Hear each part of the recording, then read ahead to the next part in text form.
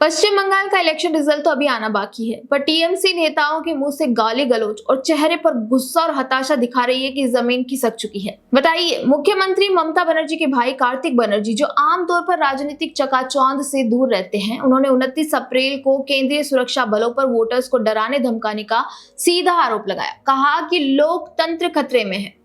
फिर टीएमसी सांसद कल्याण बनर्जी ने अमित शाह को सीधे गुंडा बोल दिया। उन्होंने कहा कि गुंडामी उनके खून में है, वे यहाँ 15 दिन बैठकर टीएमसी का खात्मा प्लान कर रहे हैं, हम उनको उल्टा लटका देंगे। सागरिका घोष ने कहा कि होम मिनिस्टर गुंडा है, उनकी राजनीति गुंडागर्दी है। महुआ मोइत्रा ने पहले ही इसी लाइन पर हमला बोला और कल ममता दीदी स्ट्रांग रूम पहुंची, 4 घंटे खुद गार्ड किया और ईसीआई पर टेम्परिंग का आरोप लगाया। सवाल यह है कि अचानक इतना गुस्सा क्यों?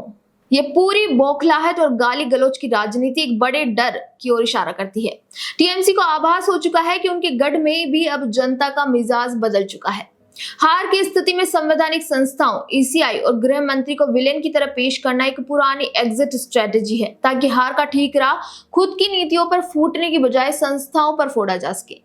बंगाल की सड़कों पर आज जो गुस्सा दिख रहा है, वो लोकतंत्र को बचाने के लिए नहीं, बल्कि उस राजनीतिक एकाधिकार को बचाने के लिए है जो अब उनके हाथों से फिसलता नजर आ रहा है। सोचिए किस लेवल की गुंडागर्दी और पॉलिटिकल वायलेंस से कंट्रोल इलेक्शन होते थे पहले राज्य में, कि इस बार फेयर इलेक्शन प्रोसेस देखकर टीएमसी नेताओं के चेहरे से रंग उड़ गया।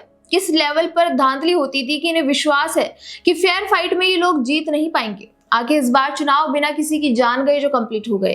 वैसे क्या आपको ये पैटर्न समझ आया? टीएमसी बंगाल में 15 साल से राज कर रही है।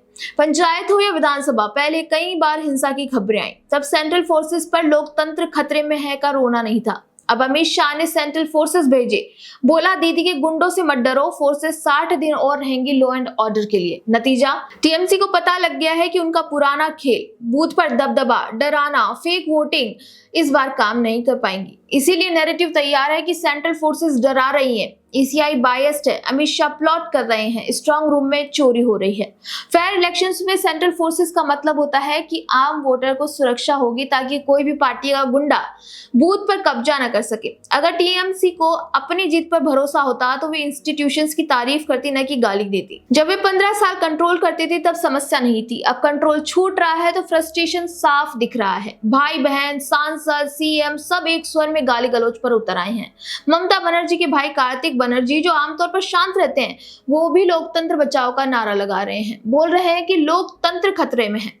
असल में लोकतंत्र तब मजबूत होता है जब बिना किसी डर के मतदान हो। अगर सुरक्षा बल लोगों को सुरक्षा दे रहे हैं तो वो बाधा कैसे हुई? दरअसल खतरा लोकतंत्र को नहीं, टीएमसी के कंट्रोल को है। होम मिनिस्टर को गुंडा कहना और चुनाव आयोग को धमकाना, ये साबित करता है कि टीएमसी अब फ्रस्ट्रेशन के उस लेवल पर पहुंच गई है जहां तर्क खत्म हो जाते हैं और केवल निजी हमले बचते हैं। टीएमसी को पता है कि अगर बंगाल में बिना धांधली और बिना हिंसा के चुनाव हुए तो सत्ता विरोधी लहर उन्हें ले डूबेगी। इसीलिए अब ईसीआई और अमित शाह को निशाना बनाया जा रहा है, ताकि हार का ठीकरा इन पर फोड़ा जा सके। जब एक राजनीतिक दल संवैधानिक मर्यादाएं लांघने लगे और घर के वे सदस्य भी बाहर निकल आए जो कभी सक्रिय नहीं थे, तो ये स्पष्ट संकेत है कि खेला इस बार उनके पक्ष में नहीं रहा। ये चुनाव केवल उम्मीदवारों के बीच नहीं, बल्कि बैलेट और बुलेट की मानसिकता के बीच है। टीएमसी का बौखलाना इस बात की पुष्टि है कि इस बार बंगाल में बदलाव की बयार बहुत तेज है। आपका क्या मानना है? हमें कमेंट बॉक्स में जरूर बताइए। वीडियो पसंद आए तो लाइक, शेयर, सब्सक्राइब करना ना भूलें।